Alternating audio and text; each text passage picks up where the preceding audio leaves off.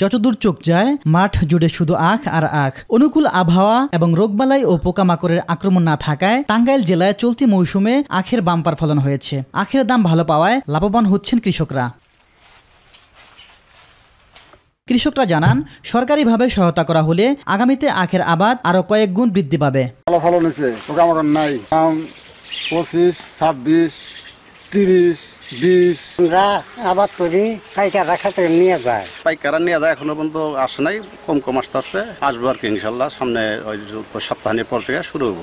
বাইরে যে ওষুধটা ঠিক মতো দিলে আমরা আবাদটা করে জুত পাই। ঈশ্বর দিস হলো বিশাল রং বেলাসি, তারপরে মিষ্টি দানা সাদাটা আল্লাহ গেলে খুব ভালো হয়েছে। প্রথমে ক্ষতি হয়েছিল, এখন বর্তমান ভালো, পোকামাকড় নাই।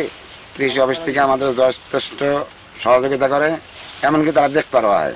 তথ্যমতে এবছর জেলায় আখের আবাদ করা হয়েছে 451 হেক্টর জমিতে। চাষ ও ফলন বৃদ্ধি করতে কৃষি বিভাগ প্রয়োজনীয় সহায়তা করে যাচ্ছে। প্রতি কৃষকের আগ্রহ, যারা বিশেষ করে এই ব্যবসাটা বা এই চাষটা যারা অভিজ্ঞ এবং এটাতে তারা বেনিফিট হয়েছে, তো সেক্ষেত্রে আমরা এই সমস্ত কৃষকদেরকে উৎসাহিত করার জন্য আমরা উন্নত মানের যে জাতগুলো আছে আমাদের ঈশ্বরদীর থেকে, সেই জাতগুলো ইকো গবেষণা ইনস্টিটিউট, তার মধ্যে আমরা কিছু চারা তাদেরকে বিনামূল্যে আমরা বিতরণ করি এবং পাশাপাশি বছর একটা নির্দিষ্ট সময়ে এই সমস্ত কৃষকদেরকে এবং মাঠ পর্যায়ে আমাদের উপসহকারী কৃষি অফিসার আছে, তাদেরকে আমরা ঈশ্বর গবেষণা ইনস্টিটিউটের মাধ্যমে আমরা কিছু প্রশিক্ষণের ব্যবস্থা করি।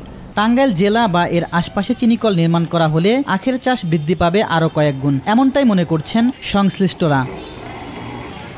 ইলিয়াস মাতবর, মাই টিভি।